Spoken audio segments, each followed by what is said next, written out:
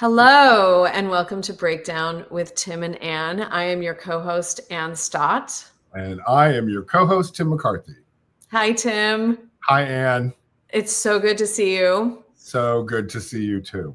Yes, I'm so happy that we could do an episode this week on this day with the week we are having in this country.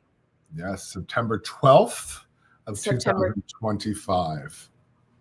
September 12th, 2025, in the afternoon, after the arrest, before so much more that will be revealed in the coming hours and days. But first, we will get to the big story at hand, which is the political assassination of Charlie Kirk and all the fallout from that. But we wanted to start, as we always do, with our personal breakdown and how we are holding up in the midst of so much chaos, violence, and cruelty. So how are you? We don't say that. We don't say, how are you doing?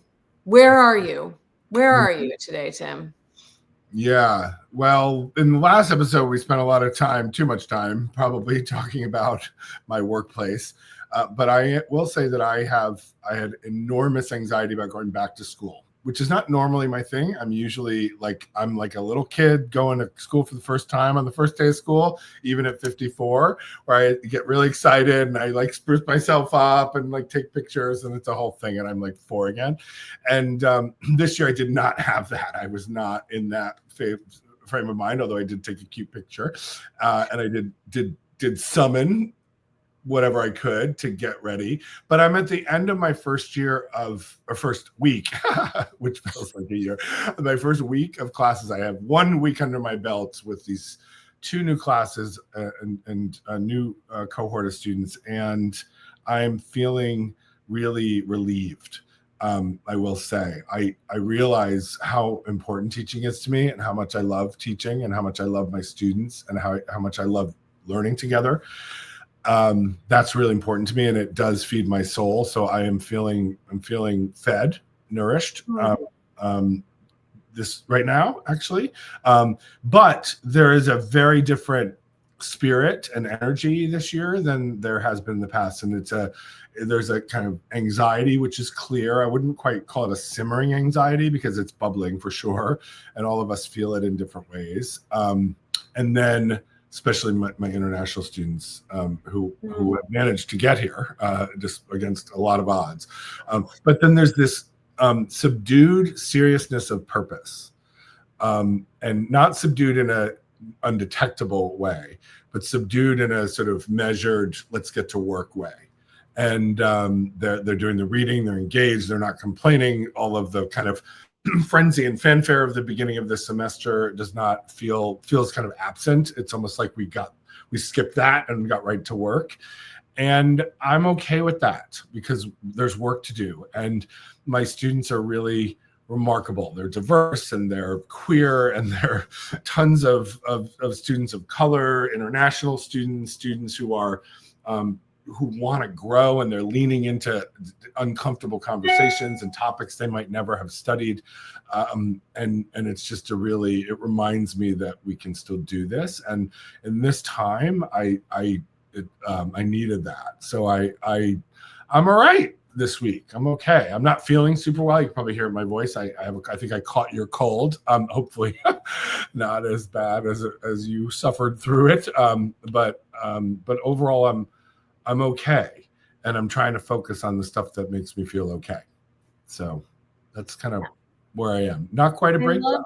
Yeah. Not quite a breakdown. And it's such a great reminder that, connecting with community and connecting with what we love, and also connecting with like-minded people is very powerful. And doing what we love is very powerful. Yeah. And by like-minded, I have no idea really yet where my students line up on the politics of the day or the issues of the day, but we're like-minded in the sense that we've all come to this place to do this work, and we're going to do it together, and we're ready to do it together. And that's a different kind of like-minded, right? And I'm here for that too. I'll work with anybody, right, who wants to work together. I really will. And that may sound naive and gauzy, but I do believe that if you come and say you want to work, I take you at your word and we get to work and let's build something, you know. That's beautiful. How are you doing? How are things on your end? Well, I'm definitely like whipped around by the last 48 hours, but I did want to report, speaking of engaging with what we love. Actually, I have some shows coming up in the coming weeks, and so I'm on a regular singing schedule, and that's good for me. Like, it's just good for me. Yeah.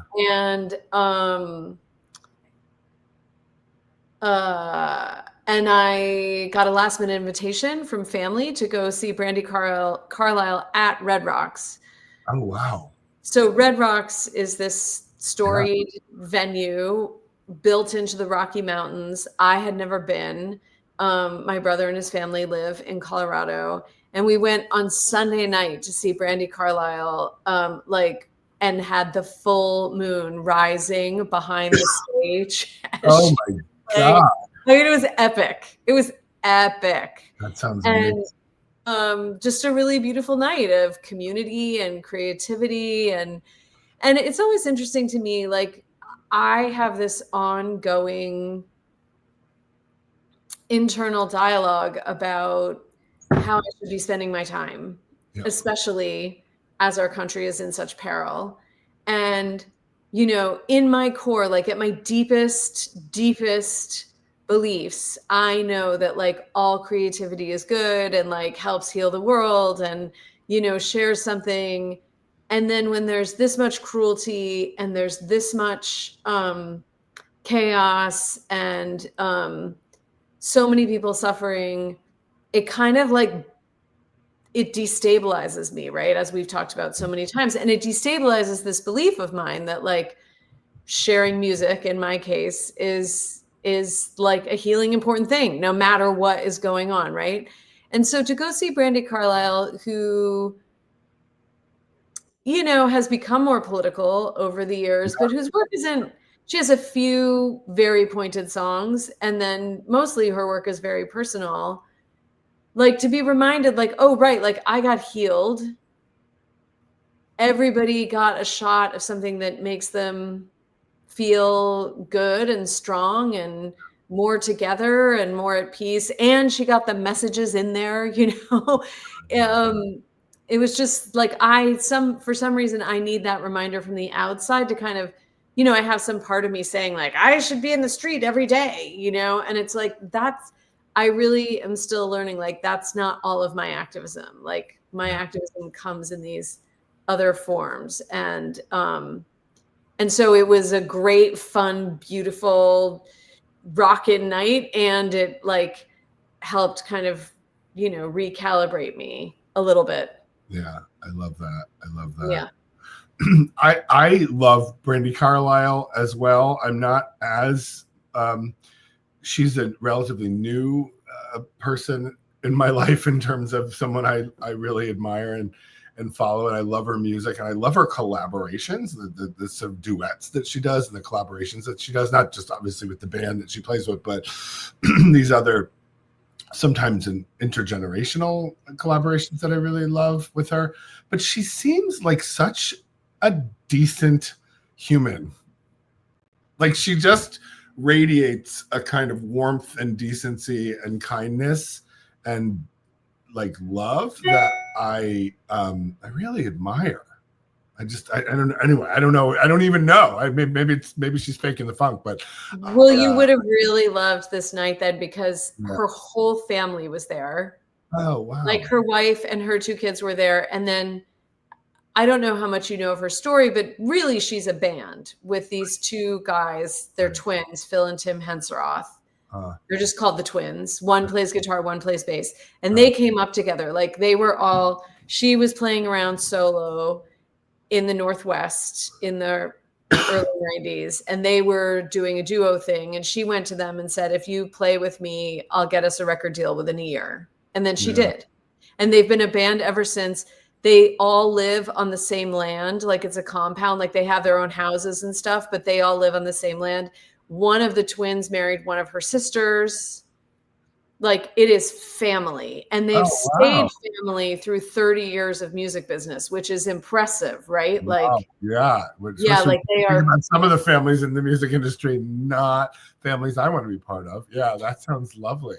No, they are bonded, and so all of the kids were there, like, and then Wow. she has a brother whose kids have formed a band called the Carlile Family Band, and they played a song. Oh, I love this. Like, So so it was very, like, and then for the last number, the kids all came out on stage and danced around and sang the song, and, like, so yeah.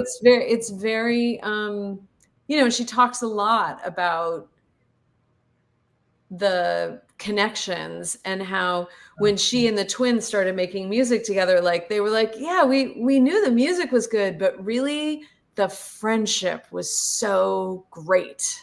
I love that. I love that. So she's very rooted in her values and her beliefs, and um and they spent a long time with success by music standards. Like, most musicians would have killed to have what they had, but they were not at the level they are now. Yeah, yeah, yeah, yeah, yeah. No, And they're legit famous now, right? And certainly yeah, she and is a the headliner. best part of the story is they had this record deal with Columbia, Yeah. and they have only nice things to say about their time with Columbia, but when their contract was up after like 10 years and 5 albums or something, everybody decided to cut ties. And it Huh. was their first truly independent album that exploded them into a new Oh, stratosphere. fascinating. Oh, so they were with Columbia before they became sort of famous. Oh, Well, wow. they had some hits. They had that song, "The Story," that became a huge hit, and they did an ad with somebody. So, I mean, they were working and doing well, Mm-hmm. but they weren't what they are now. And then they released this totally independent album. No record exec had anything to say about anything Wow. they recorded or released. And then it got nominated for 7 Grammys or something like that. Yeah, I And remember that. so, Yeah. the Grammys let them perform prime time, and they deliver. And Yeah. so all these people, like, all these stars were like, who the fuck is this? I know. I Like, know. literally had no idea, and their life changed overnight. I love that. I love it when good things happen to good people. They seem I like good know. people. Yeah. Yeah. I love that. And you were there with your family at the Yeah, concert. I was there with my family. So, and my brother's a singer-songwriter. So, Oh, wow. A yeah. talented family. Look at that. Yeah. Speaking of talent, where can we see you perform? Or selfishly, where can I see you perform? Are you going to be around here? I am. So, 2 things during what we call Women's Week in Yeah. Provincetown. I'm part of this band show now called One Long Earring. We're doing 2 more shows. Oh, yeah. And then I'm doing a solo show. So this is all, like, One Long Earring is doing October 12th and 13th at the Art House. And then I'm doing October 16th at the Post Office Cabaret, a solo show. Oh, fabulous. Okay. Yeah. I'll send you all the information. I'll talk Please about do. it again. My God. Yeah. In the meantime, if you, I will link below to my latest video of Palm Trees and Parking Lots, which is my Which is ode awesome. to LA and Yeah. my musings about the climate crisis. And I just released a video about it. So you Yeah. can watch that in the meantime. And it's an awesome video. Thank you. It's also a great song. But yeah. Thank you. love that. Awesome. Yay. Yeah. Yeah. Yeah. Yay. Can I ask you a question? Because I have zero musical talent, but I love music. And I find it incredibly healing. I'm not a big concert goer, but I love music and I love intimate kinds of, I mean, maybe you would call a concert at, people playing at Tin Pan Alley, our local piano bar here in Provincetown, a concert, but not really a concert. I don't know. I defer to you on that, the definition, but I don't go to big concerts and like pay tickets and stand in line and like, on the lawn. It's not really my thing, but I love music and I'm constantly listening to music and I love lots of different kinds of music and I find it incredibly healing. And I have like a soundtrack to my life and all the memories are linked to different things. And it's often shared, but not always. So as a recipient, as an appreciator of music, as someone who receives it and craves it, desires it, supports it, etc., like I find it indispensable. But I can imagine that creating music for people to enjoy, consume, etc., can be stressful, particularly when things are disrupted. And it might, and I don't know, I don't want to put words in your mouth, but something you said earlier about how hard it is to sort of create sometimes in these moments. And I think about it, I do write. So I am a creative in a certain way. And I find writing to be emotionally the most taxing thing that I do, in part because I do it alone, and that I'm not a monk-like person by nature. I like being in community, and also that's why I love teaching. So I find that writing can be agonizing and emotionally and psychologically really disruptive and draining. And yet I think I'm a pretty good writer. And when I write, enough people tell me that it moves them, or that they needed this, or that, thank God you said that, or like, I hadn't thought about it this way, whatever it happens to be. I have my critics too. I don't want to downplay that, but so I'm wondering, like, do you think about that, the creative part of the process, which it can be collaborative or maybe solitary, is harder, but that you do it because on the other end people are gonna heal from what you offer, or connect with it, or love it, or add it to their soundtrack? Well, so there's a so far in my life very solitary part of the creating, which is the writing. Yeah. And then there's the recording, which is collaborative in the studio. Yeah. Oh, and writing for me now, like, is very different than it was when I started writing again 20 plus years ago. I mean, in the beginning, it was torture, right? It was like, am I really a songwriter? I have to prove that I could do this thing, Yeah. So I'm not in that place anymore. So I have a lot of trust around writing now that I didn't have in the beginning, and I'm very grateful for it. Like, there are days I write pages of crap, and I know it's never going to be seen by anybody, and I don't care. I'm like, the time writing will pay off. Like, the time doing this will reap something, and it didn't reap anything I think is worthy today, but that's okay, because that's part of the process. So it really helps to have all that trust. I will say, like, I am wildly insecure in many parts of my life, and I spend a lot of energy like caring what other people think about me, and I do want my work to reach and heal people, but in the writing is one of the only places in my life where I really trust my own instincts. Like, I'm like, do I think it's good? Do I not think it's good? Yeah. And when I sit down to write, I am never writing thinking about what somebody else is going to like, want, need, feel. That's so interesting. I am constantly thinking about that. It's paralyzing sometimes. It's paralyzing. It is paralyzing. Less so now, but yeah, no, that's interesting. You would say that. I love that for you. I'm really glad that you try. I mean, you should, but I'm glad you do. That's great. No, there's a kind of,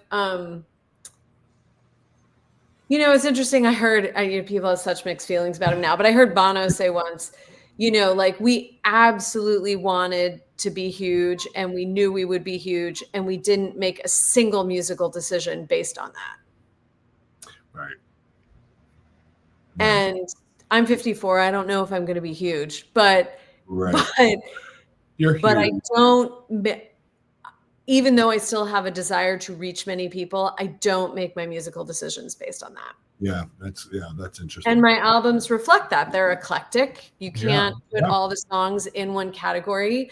They're not, some of them are pop friendly because that's what the song is. And I respect that. And some of them are not pop friendly because that's what the song was. And I respect that, So I feel I'm really grateful that I have that within myself of like, this is what I'm making. Yeah, I love that. Yeah. Yeah. So, I've been thinking a lot about writing because I didn't do enough of it over the summer, and also, which is always true, I suppose. And also, I think I'll speak for myself as an academic, even though I think historians generally write well and better than a lot of academics, in part because we're telling stories. That's the root of history, and also because I think historians have a better chance of getting more popular opportunities to write to larger audiences. So there's that. But even in a PhD program in history, which I'm glad I have a PhD in history, but it ruins you, academia, right? It ruins you as a writer, I think, because you get into this thing where there's this very narrow audience that is all encompassing, that you're writing for, and you're trying to impress, right? So that they will allow you to publish in their peer-reviewed journal or give you a book deal or a job or tenure, promotion.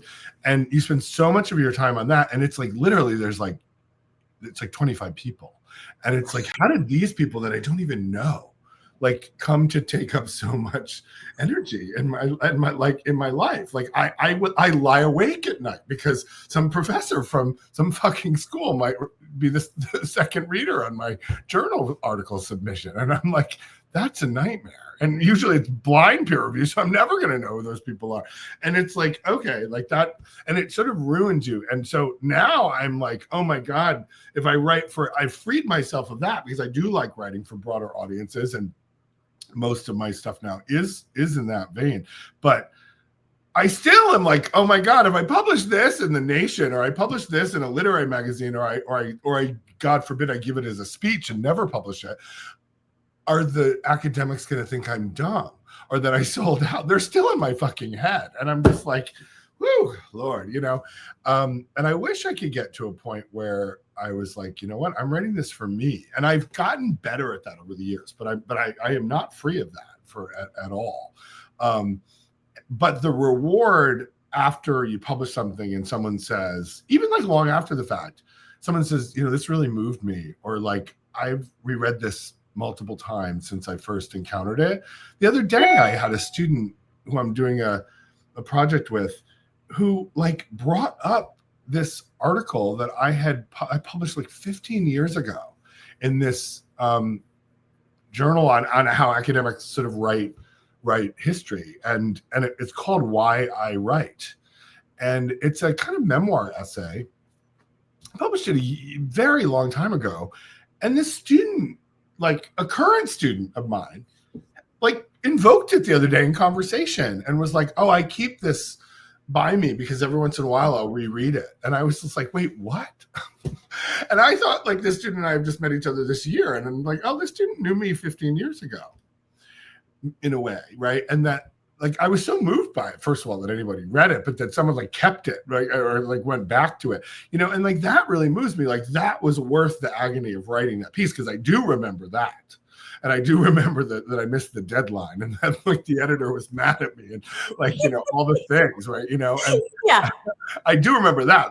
That's like, I've worked that out in therapy, clearly. But the student, it's like, oh, okay. Anyway, it's fascinating. And it's not, it's those moments are really not an ego thing. Like there's No. there is like, there is ego around fame and success and blah, blah, blah, and how we see it. But the truth is, like, when we like put in the time and the effort and the vulnerability and the sacrifice to like open ourselves and like create this little thing, it's really affirming and beautiful when we hear that it like reached someone and then touched them and helped them like open or create or whatever. That is literally what it's for. Yeah. It's so interesting that I think I mentioned this to you, and I know we want to get to, speaking of ego and fame, we want to get to the breaking news about Charlie Kirk's political murder.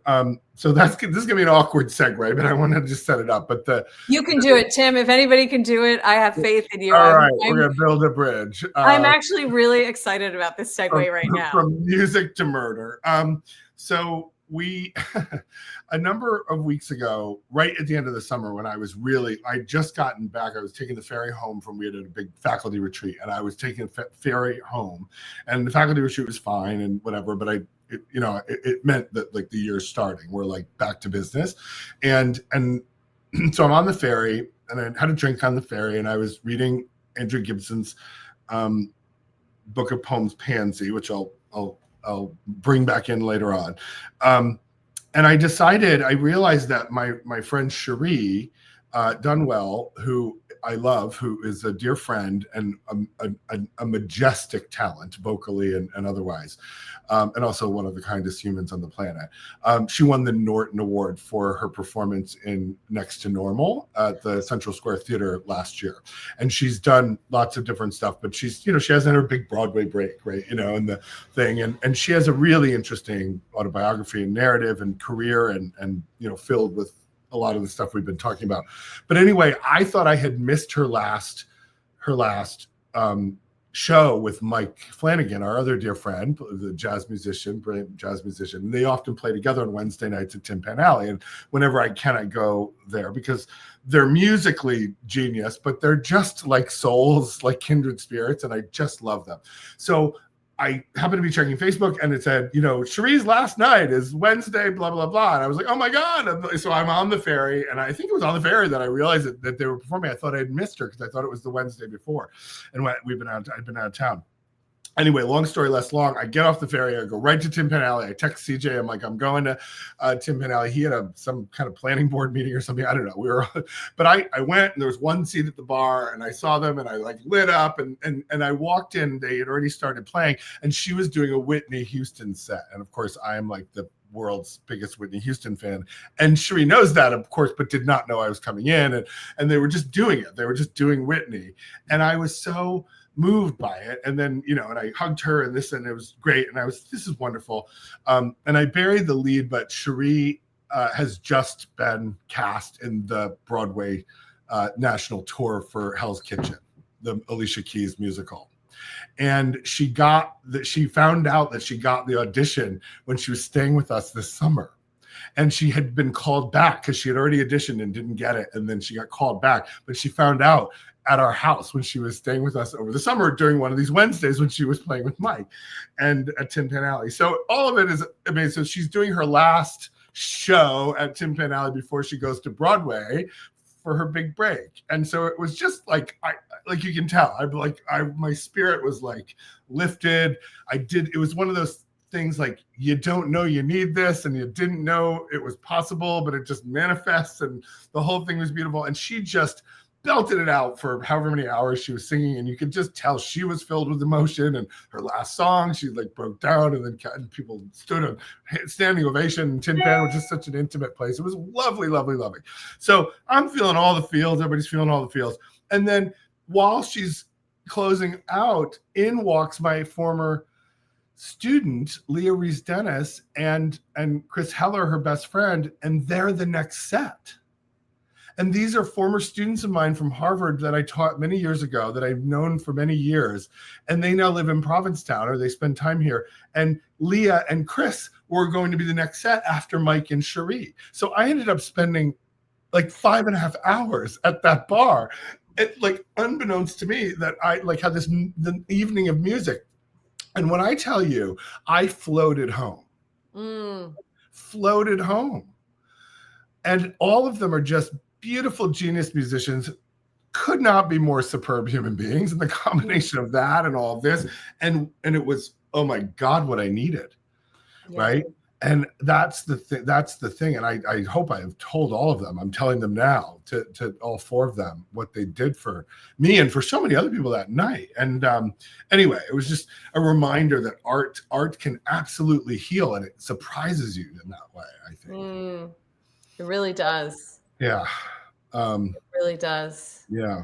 That's beautiful. I love all of that. Yeah. Yeah. So speaking of surprises, we had another political assassination in the United States this week. And maybe it shouldn't surprise us anymore, because this is where we are.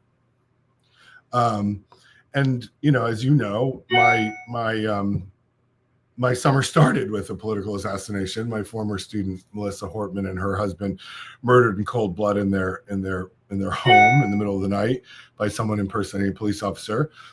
Melissa, of course, a progressive Democrat, leader in the Democratic Party in Minnesota, the legislature, and a person I have great affection and admiration for. Charlie Kirk, not someone that I have great affection and admiration for. I think a purveyor of hate, a catalyst for division. How he got to be this powerful and this monstrous at 31 years of age is beyond me. But he's dead now. Someone killed him with one shot, which from a distance, which still is, quite shocking to me. And it's unleashed, a lot in the last, 48 hours, not even. So we've been talking about it. How do you respond to this? I will admit, my feelings are racing and they're frenetic and they're sort of all over the place and they're very reactive in a way that I don't like to be. So I don't know where are you on this? Because this feels important. Yeah, all of what you just said. I'm really grateful to be connecting with you because I don't ever celebrate people's murders. I don't have any kind of gleeful, anything about it. I find it deeply distressing personally and politically. I hate that his wife and children were there, which I didn't even know right away, but they were there. Oh, I didn't know that until you just said that. Wow. Yeah, they were there. Yeah. So that sort of makes me sick and sad. Yeah. And, I just don't want, I don't want people getting murdered. I don't want anyone getting murdered. I don't want kids in schools getting murdered. I don't want people on streets getting murdered. I don't want people to have it be so easy to take their own lives. I just don't want any of it. You know what I mean? So, even though there's nothing that Charlie Kirk stood for that I can get behind, and I think the things he stood for have helped make our country more violent. Yeah. That's not even conjecture. He wanted, he wanted public. He's an architect of the culture. And a leader of the cultural turn that produced his murder.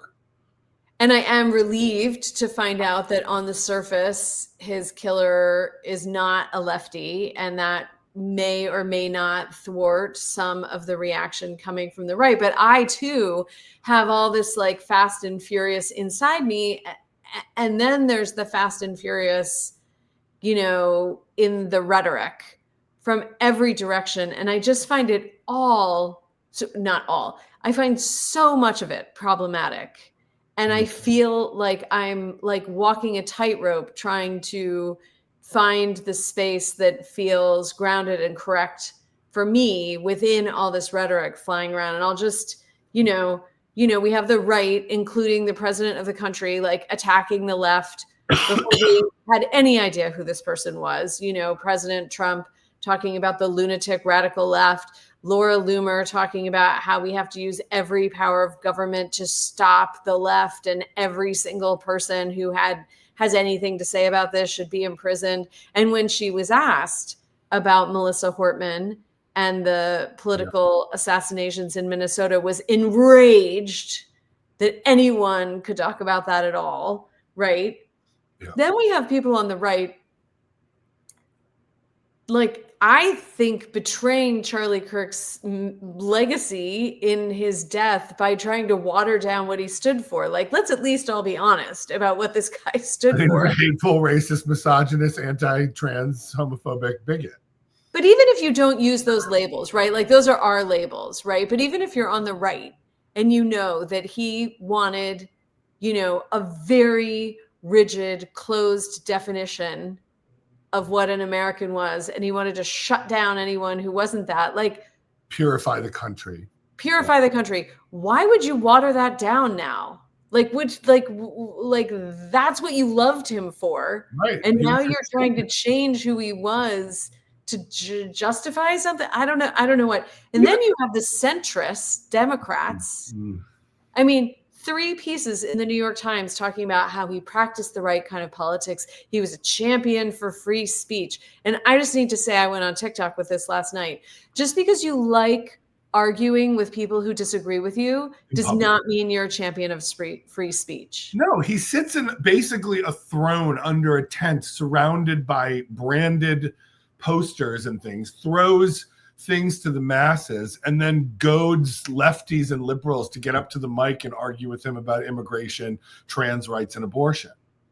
Right. And then really in his work, it's a spectacle. That's not free speech. I mean, it's free speech, of course. I guess it's free speech, but people are speaking. But people are speaking. But then in the meantime, you're encouraging parents to report teachers who teach anything you disagree with and get them fired. Not free speech. Not free speech. You think women shouldn't vote? I'm sorry, I'm going to say that's anti-free speech. Yep. You want immigrants to be deported without due process. That violates the ideas of free speech. Not free speech. Yep. So these centrist Democrats who are completely whitewashing the harm this person has done to millions of people in this country in the name of some kind of dignified, yes, come out and say he shouldn't be murdered. Come out and say, we think political assassination is bad. We mourn for his family. We hate that our country is in this place, but don't pretend that he wasn't who he was. And then MSNBC firing Matthew Dowd. I promise I'll let you talk in a minute. No, it's fine. Go ahead with your bad self, Anne. MSNBC. So this is what Matthew Dowd said. Hateful thoughts lead to hateful words, which then lead to hateful actions. You can't stop with these sort of awful thoughts you have and then saying these awful words and then not expect awful actions to take place. He's the lead political commentator for MSNBC. In my mind, this is exactly the job of the lead political commentator of MSNBC, and they fired him. Yeah, and most of them didn't do their jobs. They were whitewashing. I mean, Morning Joe yesterday was they might as well have had paint cans and brushes. I can't with Morning Joe. I don't even know why. I don't even know why it's on. Every once in a while it's on, and I'm like, why is it on? And then I'll stop. There are these people on the left who, in the immediate wake of his murder 2 days ago, were saying to their leftist siblings, please don't celebrate. It'll make it worse. They're going to come down on us harder. Now, I think we shouldn't celebrate murder. I don't celebrate murder, period. We shouldn't celebrate because celebrating murder is the wrong thing, period. But this codependent democratic idea that we have to play really good and nice to make sure that the right isn't mean to us or doesn't do anything bad. And we saw this with the beginning of, the ramp up of ICE raids in LA, right? So the ICE ramped up in LA, people were fighting back. It got actually not even close to as violent as the right was trying to paint it as, but there were some instances of violence. And then suddenly we have Heller Koch Richardson going live saying we have to be really careful so the center of the country knows what we stand for. Are we talking about the center of the country who voted for the guy who, I don't even know where to start. I go blank about what these people voted for. And then suddenly we're supposed to be perfect so that they know we're okay and standing for the right thing. Yeah. It's crazy. No, all of that. All of that. First of all, where is the center of the country right now? Metaphorically, politically, morally, ethically, we are so far away from tending to the center of the country or the center of the political spectrum. For the love of God, I've never been a centrist, never wanted to spend any of my time in the center, but for Christ's sakes, give me a break. So there's that. I think there is truth that if the left is all joyously, celebrating the political murder of a conservative darling of the MAGA movement, right, that they're going to use that against us to do the shit they're still doing. They're just going to use it. That'll be the justification du jour. And so they'll just, they'll stop talking about trans people for a minute, and then and immigrants and black people and everyone else.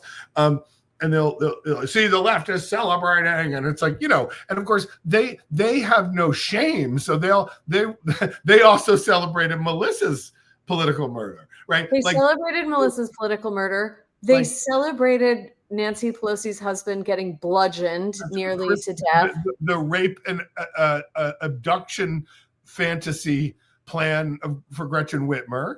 The burning of Josh Shapiro's house in Pennsylvania, right? I mean, come on now. I spent 15 years rebuilding black churches that were burned by white arsonists in the South. Like, talk to me about false equivalency and where violence resides in America. Talk to a black person from the South where violence resides in America.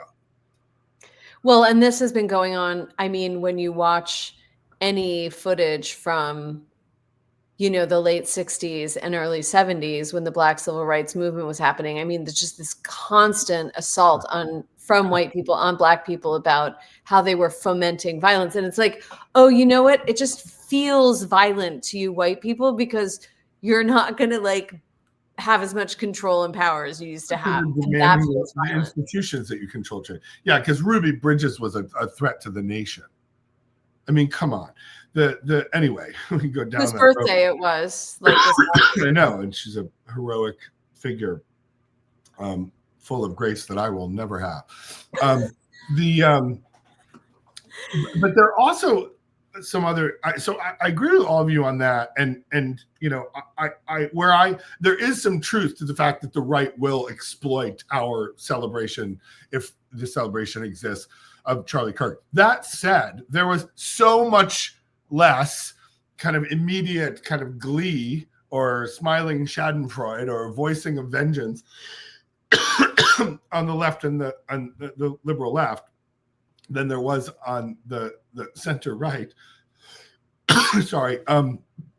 When when Hortman and Pelosi and Whitmer and all these other folks have been subjected to attacks from people that they care about. So anyway, yeah, I'm having a throat thing. That's all right. Are you all right? Do you need water? Oh, I'm okay. I'm all right. Okay. So there's that. And it's clear they're going to use whatever they can on our side. And if we deliver up stuff for them to use, they're going to use as justification. If we don't deliver up stuff for them to use, they'll make it up because that's what they do. So it's like, I mean, every single one of us could be like, don't ever celebrate a political murder. We mourn the loss of Charlie Kirk, like poor children and wife. He was just a trying to, create space for free speech on college campuses. Like, I mean, we could all say that, and some people have said that, frankly. And they would still make some shit up about how we're celebrating him because we didn't mean it right, or the tone in our voice when we said this, that, or the other thing. And the fact of the matter is that I will always call out political violence for what it is, political violence. And it's we don't need any more of this, right? To say that political violence has no place in America, of course, is a fundamental misunderstanding. It's either a lie, a willful lie, or a fundamental misunderstanding of American history. Like, we're marinating, simmering, perhaps drowning in political violence, and we have been since before the country started, right? Ask anyone who was enslaved about political violence. So, like, we have always had political violence, and we continue to have political violence, and we probably always will have political violence because we are absolutely addicted to guns. Right? We will always have political violence as long as I can get an AR-15 in CVS or wherever. Sam's Club or whatever, wherever you get your AR-15s. I don't know where you get it, but I'm sure I could get one quickly. I can get one by dinner if I wanted to get an AR-15. I believe it. Could I get a mortgage loan? Probably not, but I can get an AR-15. It's fine. No, could you get medication for an illness? Exactly. Yeah, right. Could I get a doctor's appointment with a specialist? Probably. But Jesus Christ. I broke my leg last year. It took me three months to get an orthopedic appointment. Anyway, but I could get 50 AR-15s in that time. So we're addicted to guns. We're marinating in political violence. We always have been. That is a central feature of the United States. But to call for an end of political violence, right, is not some kind of false equivalency. And this is where I actually have a beef with our people. Because I made some comment the other day. I'm like, look, political violence is all around us. It always has been.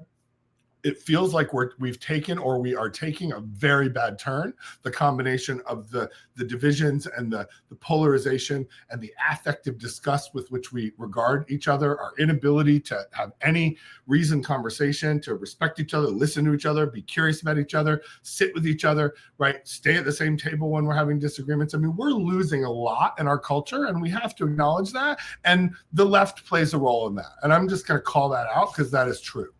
Right. And there were people who were like, oh, well, this is false equivalency. Like, to say we need an end to political violence and to say that some people actually could probably stand to take a beat in a seat and like shut up for a second because the world is not asking for everyone's hot take or waiting for it.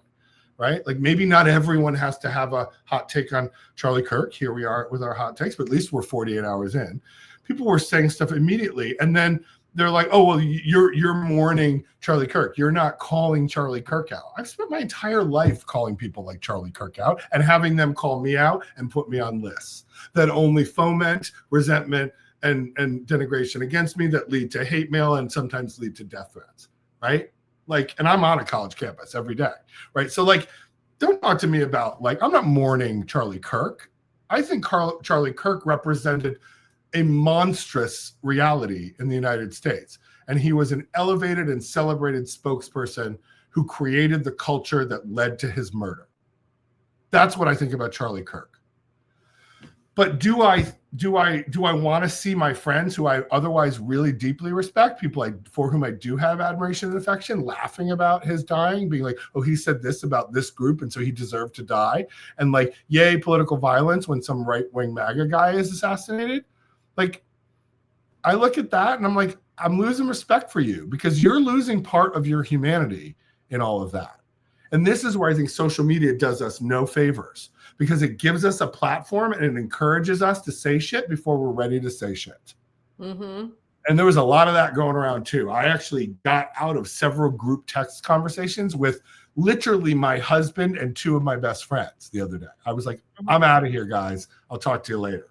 Because I couldn't stand where that was going. And these are three people I love, right? I've gotten out of phone conversations. I've like taken a step back from social media because there's so much crap being thrown around that is unhelpful in these moments, right? I am most concerned, and maybe it's because I'm a historian, and maybe it's because I'm a pacifist, maybe it's because I'm, I don't get it, whatever the reason is. I wonder though, and I worry about what we're losing in our humanity in this constant vengeance cycle and the tit for tat. Well, they didn't do this, so fuck it. Well, they didn't do this, well, fuck it. Well, they said this, so we can say this. And like, well, they murdered Melissa Hortman. We're going to murder him. Right? Like, and that's not what's going on necessarily, because but it's interesting, right? Like someone gets assassinated politically, someone gets murdered politically, and the first thing we do is say, "Oh, I hope they're on the other side of the political spectrum from us." Like that's the first thing we do, right? And I understand it. Like my husband, we talk about this all the time. Every time there's a murder, there's some kind of like gun violence. CJ's like, I hope it's not a black guy. Like, and I'm like, I hope it's not a queer. Like, I mean, of course we think of that, but like, that's where we go. We don't go to the, like, why are we having political assassinations in the United States in this particular historical and political moment? That's what I want to focus on. I don't want to focus on like who shot whom, because like they were shot. They're dead. I don't know. And No, I could I'm really with you, and I guess you're actually helping me articulate a slightly different lens on this moment. But like, one, as things get more violent, like how do we be a pacifist and fight back, right? Like that's, and right. also like in this world of such twisted rhetoric. Yeah.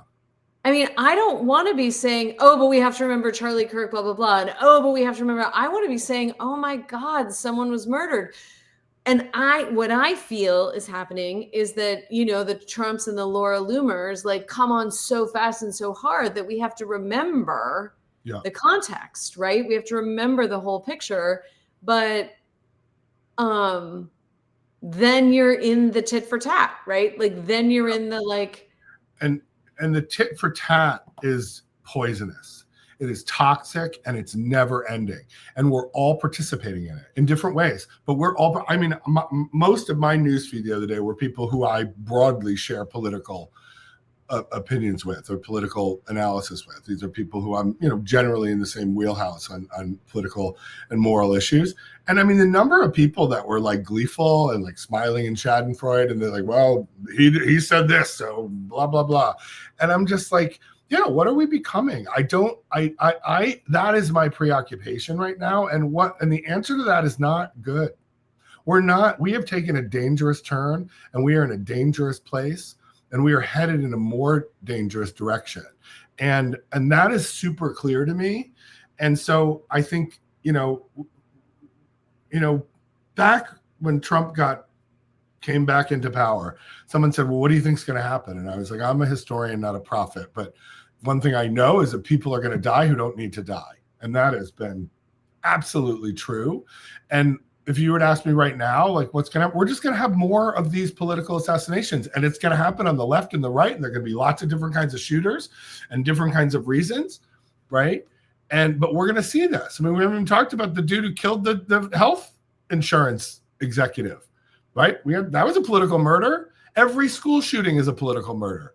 Every time an ICE agent kills or disappears a migrant, that's a political act of violence.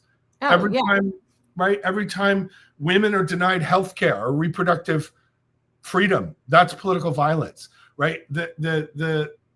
Anyway, I'm ranting now, but we are marinating in political violence, and I want to be an antidote to that. I want to be a force of resistance to the sort of the propellant of political violence that happens in both word and deed in more accelerated ways every single day of we're here. And that feels to me, when I say it's slipping away and closing in, that's what it feels like. And I don't want to be part of that. I don't either. And the question is, how do we hold the line with love? I know. And I don't know, because if I'm being honest, and I do consider myself, Charlie Kirk is not any definition of Christian I recognize, but, I still sometimes self-identify as a Christian. I was raised as a social justice Catholic. My mother still says the rosary every day and includes me in her prayers. So I'm adjacent to it, at least. I think I know something about Jesus. But did I shed a tear that he was killed? No. Am I mourning him? Absolutely not. Right. And if I'm being honest, my reserves of empathy have been depleted. And, I want to feel bad for his wife and his kids, right? I do. I genuinely do. But, I find it hard to do any of that. And that disturbs me about myself. I feel myself slipping and being depleted and becoming harsher. Not yet more violent, but, I've had a lot of conversations about whether or not we should get a gun. I bought mace, right? This is where we are, and this is nowhere to live. It's a place to die. It's not a place to live. It certainly is not a place to thrive or love. Well, and who was I who was I?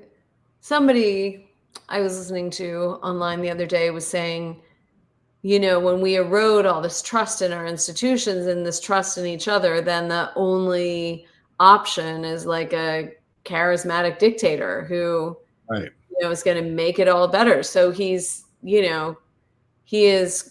creating the circumstances that perpetuate um, support for the ways he's destroying democracy. And it's just hit me. A lot of people, Trump is clearly a kind of, a dictator, an authoritarian, fascist. He's the strong man.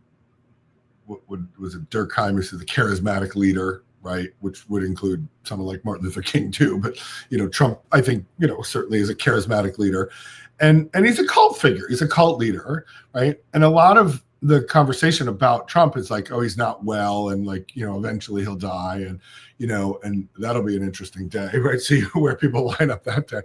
But anyway,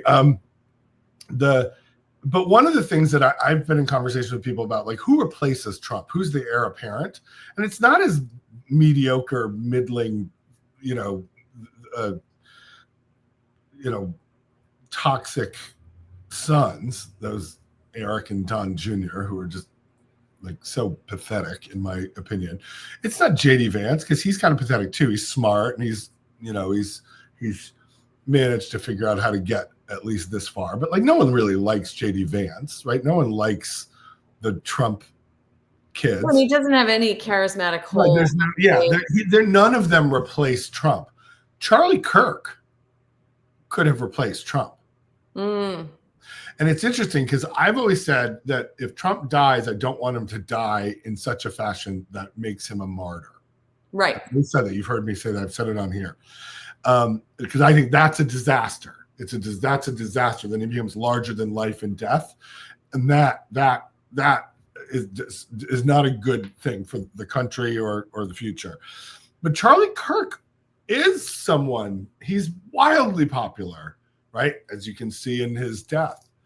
And he was responsible for delivering his generation to the MAGA movement and to Trump. And, Trump himself has credited him as one of the most important factors in his political success. And I don't doubt that. And so that to me is interesting, like how that plays out. If this 31-year-old kid who may have been an heir apparent, Trump has referred to him multiple times as like a son to me. Yeah, and it's interesting that he didn't, I read he didn't want a position inside the White House because he's more interested in shaping the party, right. Which also shows us a lot of strategic thinking and sort of ego regulation. You know what I mean? Well, maybe he was also savvy enough about Trump that he knew it would be better to be a free agent. I don't know, but yeah, and he's the co-founder of Turning Point USA, which is 12 years old, right? I mean, that organization, which he founded when he was 18, 19 years old, a kid, just graduated from high school. I mean, he founded that like at the beginning of all of this, like before Trump became president the first time. Like, that's where I think we need to focus our attention, not on the ideology of the shooter or what's written on the casings in Italian or whatever, or whether or not we're mourning a death or calling for political violence. I think what we should be focusing on is, who was Charlie Kirk and what did he accomplish that has brought us to the brink?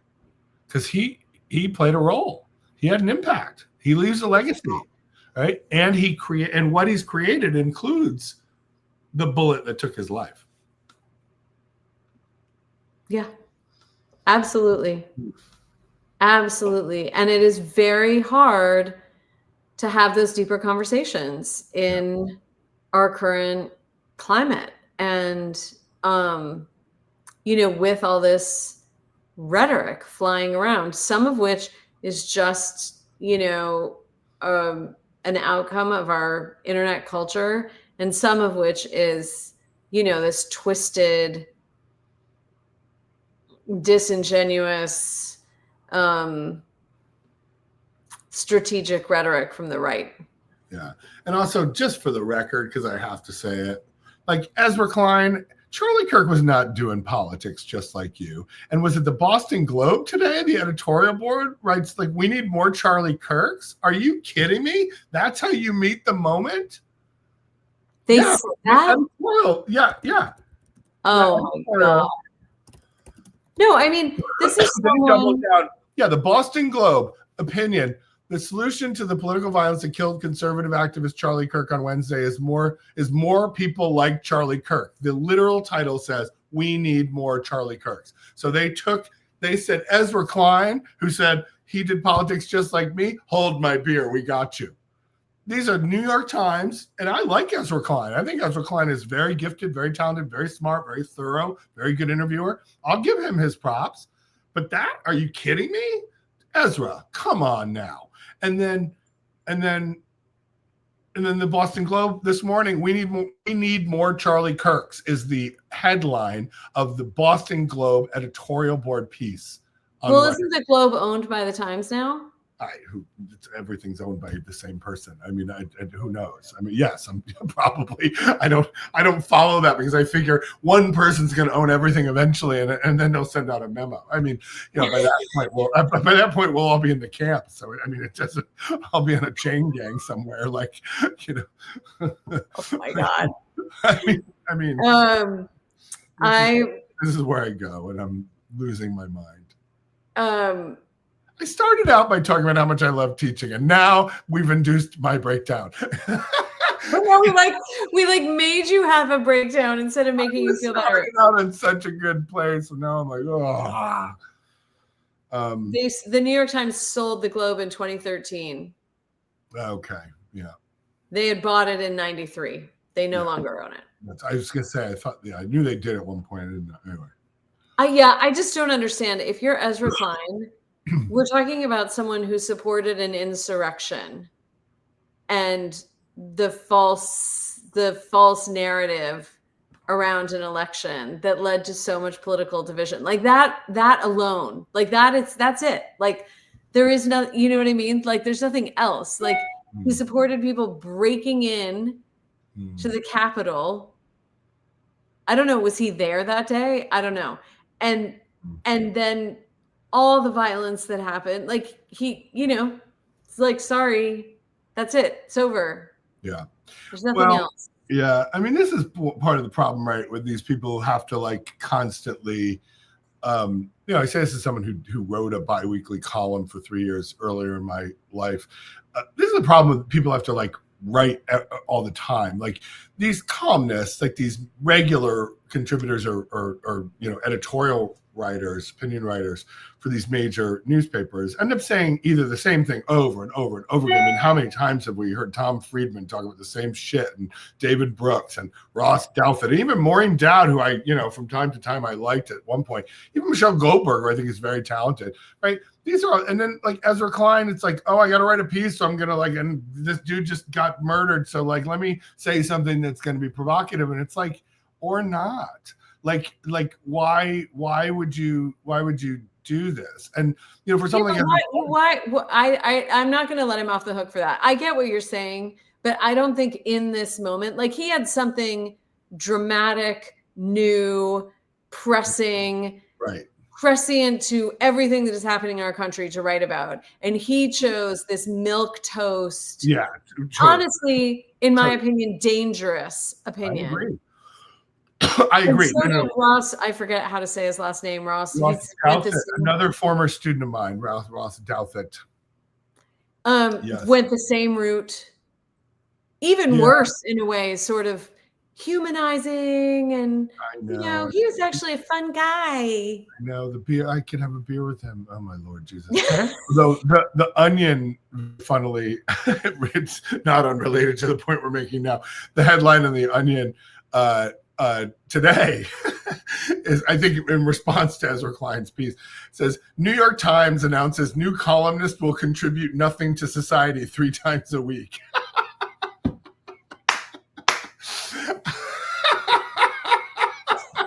I was like, Well, there you go. That is so good. Yeah, really, really good. So it's and it's this thing that Rebecca Solnit really called out, early in the year of like, yeah, the Democrats and certain news outlets being so committed to an idea of what objectivity is that they maintain this sort of neutral, dignified stance, and that energy does not represent where we are in this country right now. And I don't even need them to say, again, they can say, this is a terrible moment for our country. This, this is a ratcheting up of violence that is awful. I don't need them to tear apart Charlie Kirk, but I need them to be honest. Right. About who he was. I need them not to resurrect him in some sort of angelic form when he was spewing hatred till the minute he took his last breath. Yeah, literally. Like his last words were, "Do you include gang violence?" Like those were like his last words. Yeah, no, you can't make this stuff up. And as long as we're on the New York Times, unless you have something else on this, it could be our segue into talking about Israel. Well, I was actually going to pivot by talking about people who are unnecessary for the public discourse. I do. And I wanted to say a word about my former colleague Alan Dershowitz, who is set to make a glorious a glorious return to Harvard's campus this coming week. So, but that's really? Oh yeah, and it relates to all the things that I know we want to get to as well. But go ahead, you had something you were going to say. Well, it seems like a non sequitur, but I feel, yesterday was the anniversary of September 11th. I know. And this week with Israel is so out of control. I mean, this is the third time in a year that they have attacked people in another country. So there was the killing of Iranian military leaders at the consulate in Syria. Yep. Then there was the assassination of, I can't remember who from Hamas, high up Hamas person, at the inauguration of the new prime minister of Iran in Tehran. Mm-hmm. Yep. And now we have the assassination of Hamas leaders in Qatar. Yep. The amount of provocation, the amount of, when the and political assassinations. So twice now, they have assassinated the people they're negotiating a ceasefire with. That's exactly right. And yep. Go ahead. No. Go ahead. So I don't know. It makes me think you don't really want a ceasefire if you're literally killing the people you're negotiating with. I think it's pretty clear that Israel does not want a ceasefire. It's not clear to everybody. Well, there are the people who will tell you that Hamas has, ruined every peace talk. I mean, that rhetoric is available. Yeah. I mean, look, I have no doubt that Hamas has ruined some peace talks. Like most people on two sides of war and perpetual war are not deeply invested in ceasefires or peace. I mean, we know that from the long history of negotiations for peace, right? They more often do not work than work. And, I'm sure there have been instances where Hamas has had their share of the blame for something falling through. But there's nothing about the modern history of Israel in the last nearly 2 years that would suggest that they're committed to a ceasefire, right? Or a good faith negotiation with leaders of Palestinian civil society, whether it's Hamas or anyone else. And the United States and Israel voted to ban or prohibit the Palestinian delegation from coming to the UN General Assembly. And so they're moving the UN General Assembly, which is in New York, scheduled for the end of this month, is moving to Geneva. You don't move the UN General Assembly from New York to Geneva. That's not an operational and logistical easy task, right? I have friends who are going and who are supposed to speak, and they're like, it is a shit show, right? And yet there were two countries that voted to prevent the Palestinians from coming to New York to the UN General Assembly, the United States and Israel. Everybody else voted against that, to have the Palestinian delegation there, right? And I mean, there's at every turn, to say nothing of the genocidal slaughter of Palestinians in Gaza that continues and accelerates by the day, right? There is no piece of evidence that would suggest that Benjamin Netanyahu's government has any serious or genuine or even the slightest interest in peace negotiations or a ceasefire, to say nothing of a two-state solution, which, I mean, if we're being honest, is dead, right? There's no two-state solution, right? No. There's no two-state solution. Even the people who have worked on the two-state solution for decades have recently come out and said there's no prospect for this. I'm not sure there ever was, but you know, defer to the experts on that. But yeah, I mean, come on, but it's also, I mean, CJ and I've talked about this a lot. Like what's the end game here? I mean, you know, one end game is the elimination of the Palestinian people from the state of Israel and the occupied territories, right? That's one. That seems to be a clear end game or motivation, right? And it's hard not to call that genocide or eliminationist at the very least, if that is clearly what we're seeing. And you know, at the end of the day, like, you know, we need evidence to make claims. And like the evidence that Israel has been offering the world for nearly 2 years now is pretty clear. And the interesting thing is that, and I knew that this was going to be dire when this happened, Netanyahu and his folks referred to October 7th as their 9/11 on October 7th. And when I think about the vengeance projects that flowed from 9/11 in the United States, in Afghanistan and Iraq and other places too. After 9/11, the use of 9/11, the abuse and misuse of 9/11 as the justification for this grotesque series of unjust military interventions and assaults, wars and murders and so forth. You know, I mean, Israel invoked 9/11 to justify what it's done in Gaza. So, you know, what evidence is there that Israel and the Israeli government is committed to peace or a ceasefire? I mean, that's laughable at this point, although it's no laughing matter for sure. But getting back to the point I was making, that, you know, I've talked to many people about, like, what are they doing?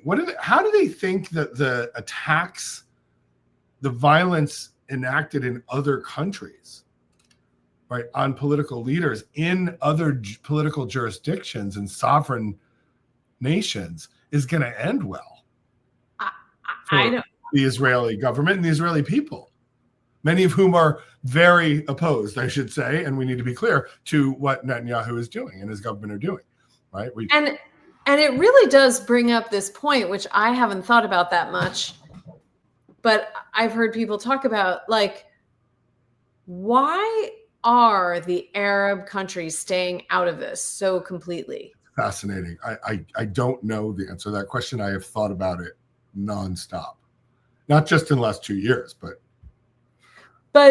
it really is. I mean, even, and again, as you said, you know, this escalation of the violence in Gaza, where you know, this week they demolished 30 more buildings or something, and there was some PR line about how they were destroying another Hamas stronghold. Right.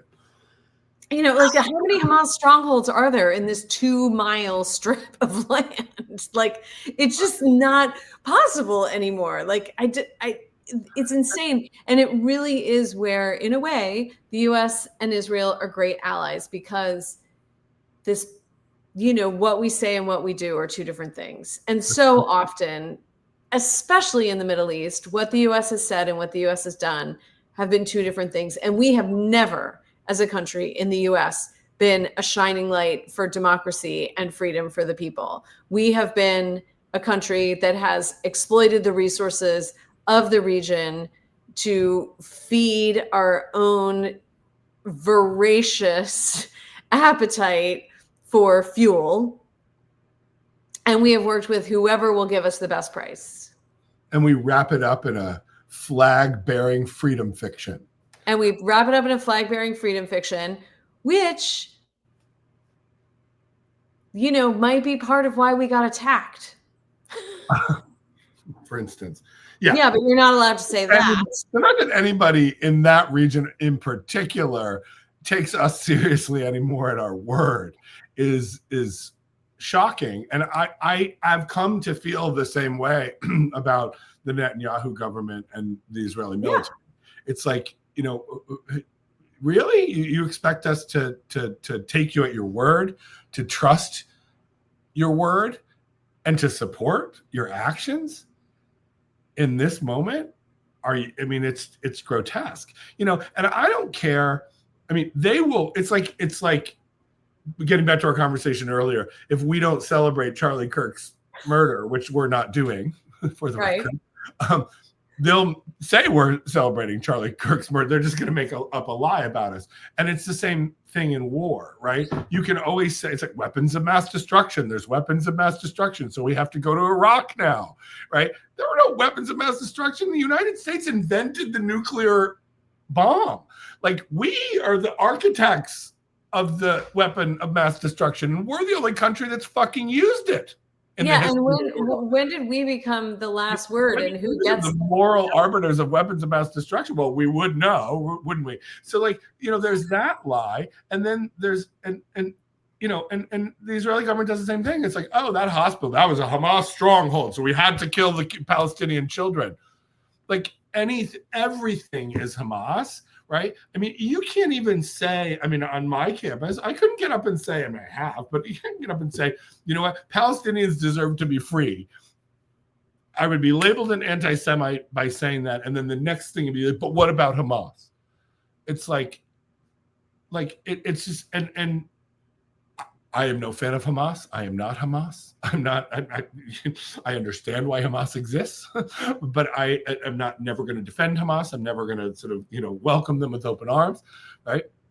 And I think they're doing much more damage than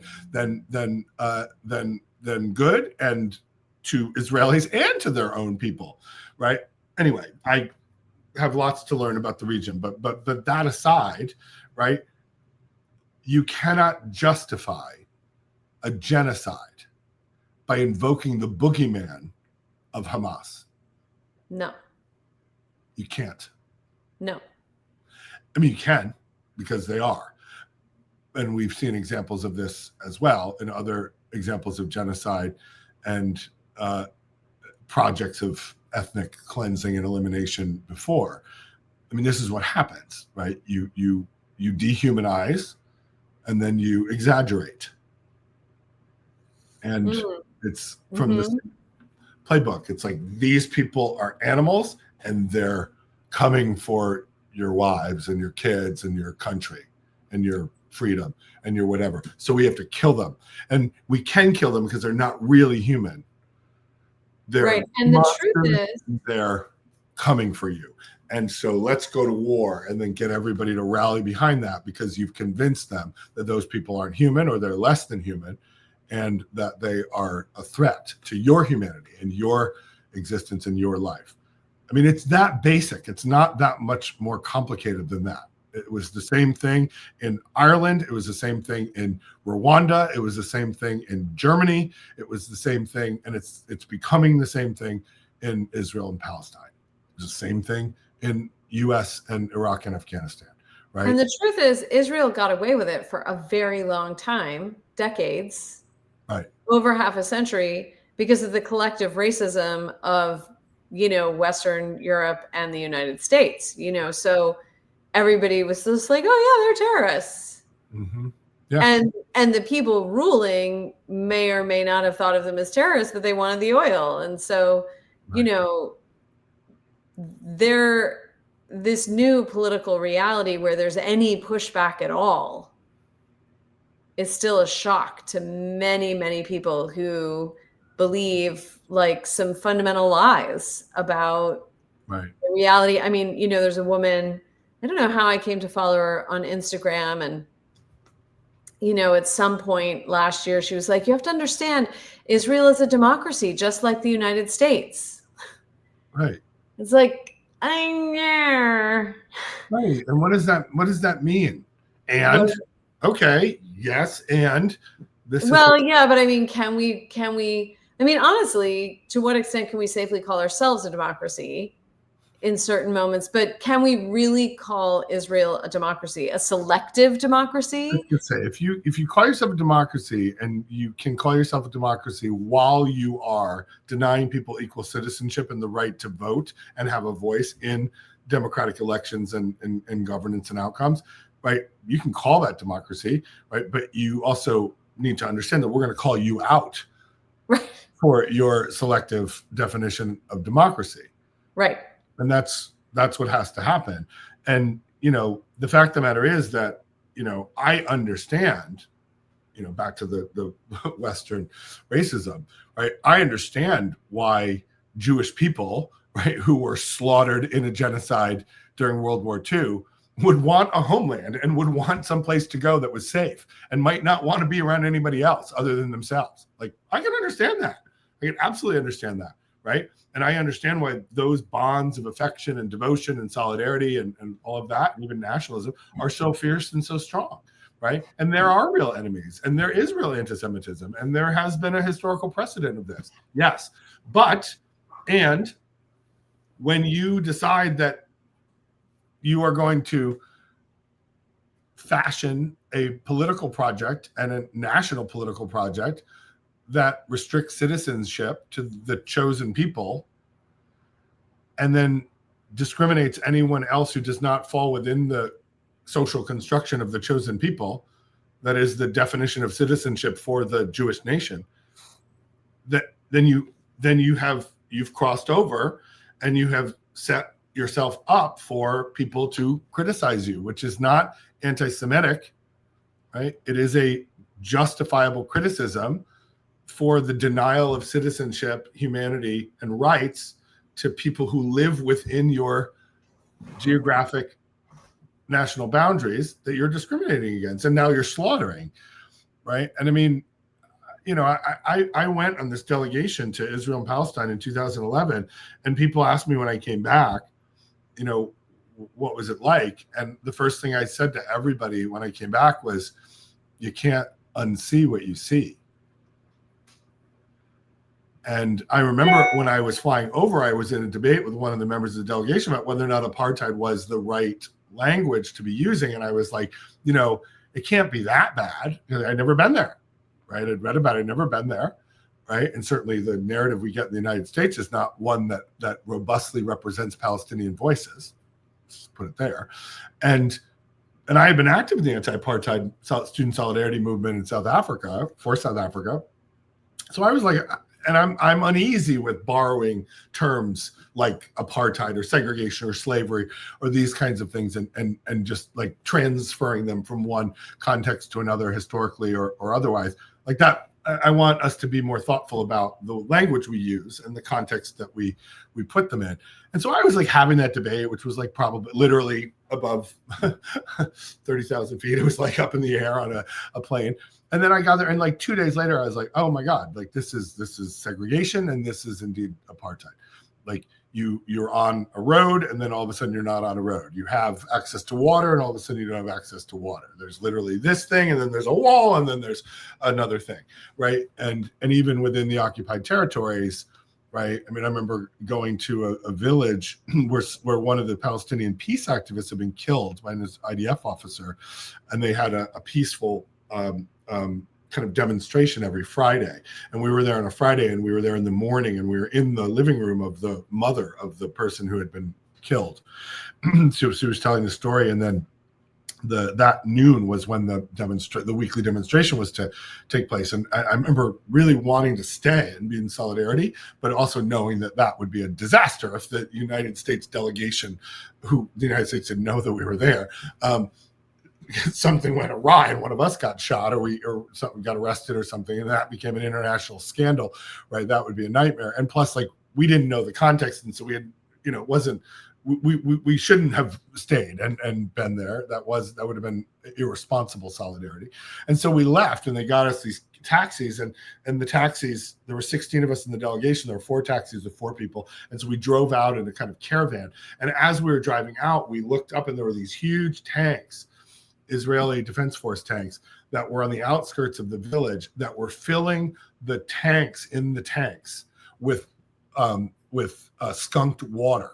And so what they would do is they would roll the tanks into the town while the Palestinian peaceful demonstration was taking place, and they would spray the ground with the skunked water so that the toxic water would seep into the water supply of the village as one tactic to try to get all of these Palestinian people to leave the village so that they could claim the land, right?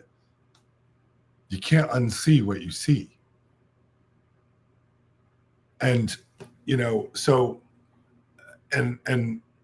so you can keep 2 things, or at least I can keep 2 things in my head at the same time. The Jewish people have been persecuted and have been subjected to their own genocide historically and deserve to live in peace with the full rights and dignities of what it means to be human.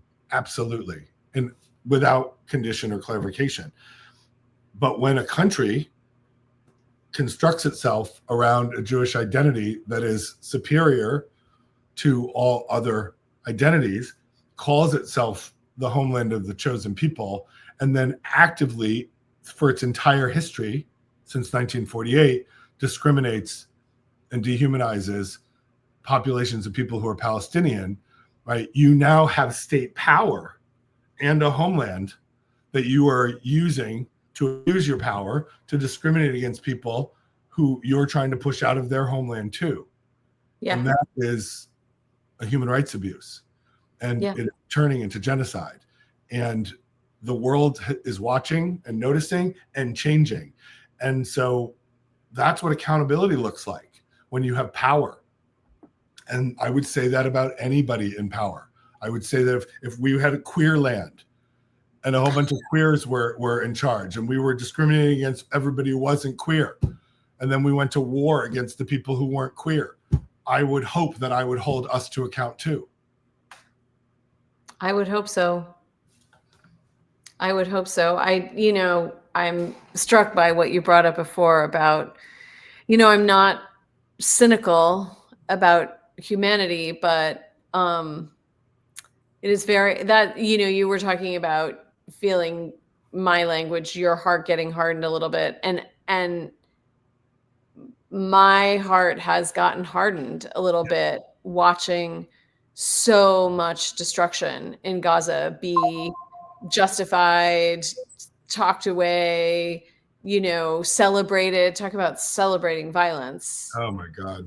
It's very, like, I feel less heartbroken about October 7th than I did on October 7th. I feel, it's harder for me to access those feelings because I am so distraught about what is happening in Gaza. Yeah, I want all those hostages returned now. I want a ceasefire now.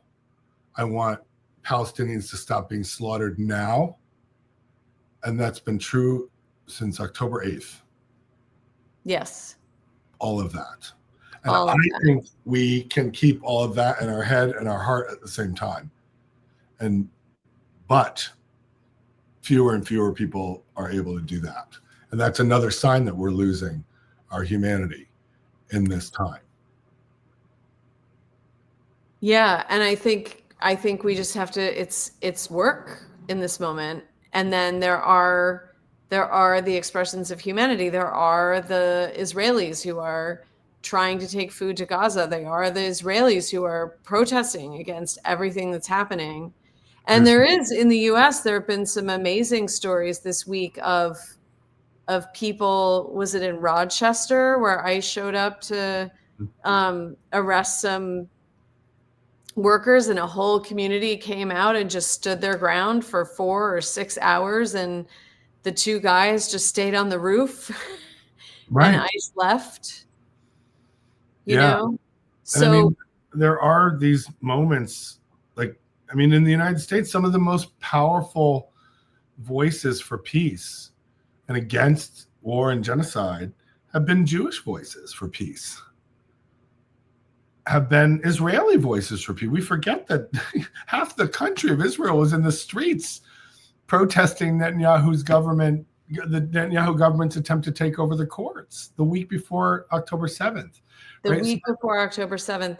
And, and you know, this is a much, much more complicated story than the easy crap.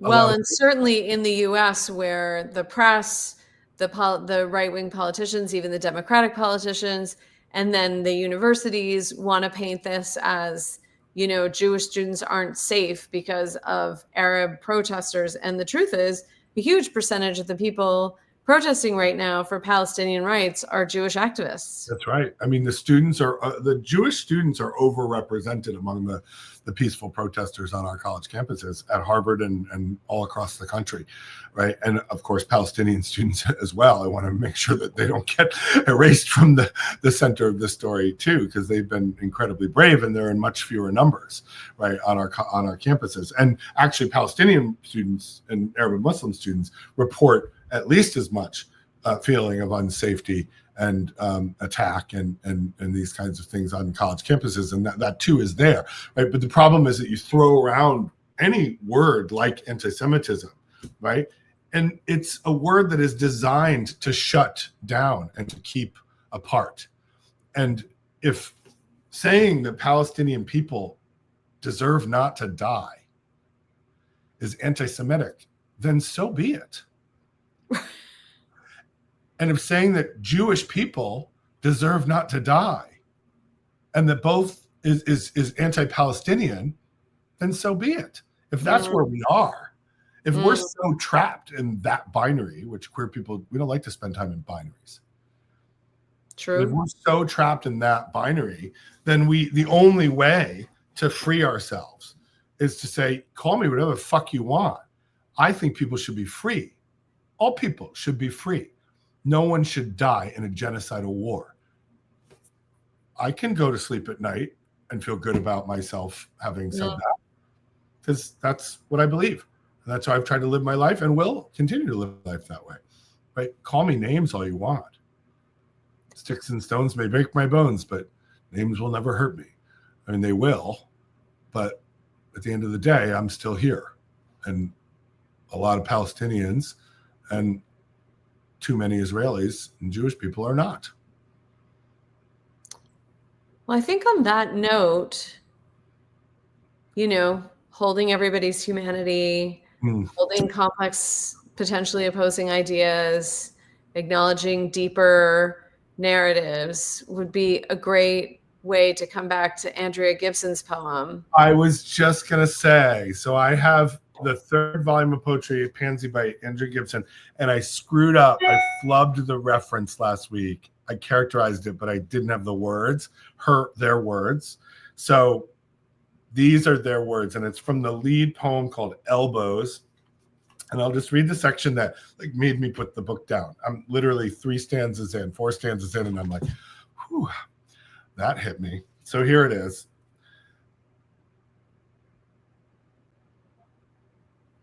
I'm trying to think where I should start. You can't see me if I close my eyes. You have no idea where I am. I guarantee I am somewhere thinking about the people who choose the middle seat on the airplane. When our elbows touch, my heart goes so fast, I dare myself to not pull away. It's the point of life. Don't let anyone tell you different. The point of life is increasing the amount of time you can get your elbow to stay. I love that. And that's why poetry, music, art, writing are so important, because Andrea Gibson was thinking about this incredibly intimate experience two strangers have, shoved together. And it says so much about how we have to find our ability to stay connected to our own humanity, our own vulnerability within our humanity, and then everybody else's humanity. Yeah. Yeah. Thank you for sharing that. Amen to that. And rest in peace, Andrea. Rest in peace, Andrea. Thank you for everything you gave us. Yeah. And thank you, Tim. Thank you, Anne. As always, we'll see each other soon. The next time around. All right. And I'm going to come see you perform. I can't for Women's Week in Provincetown. Yay. Yay. I love that. All right. Take care, everyone. Bye, everyone.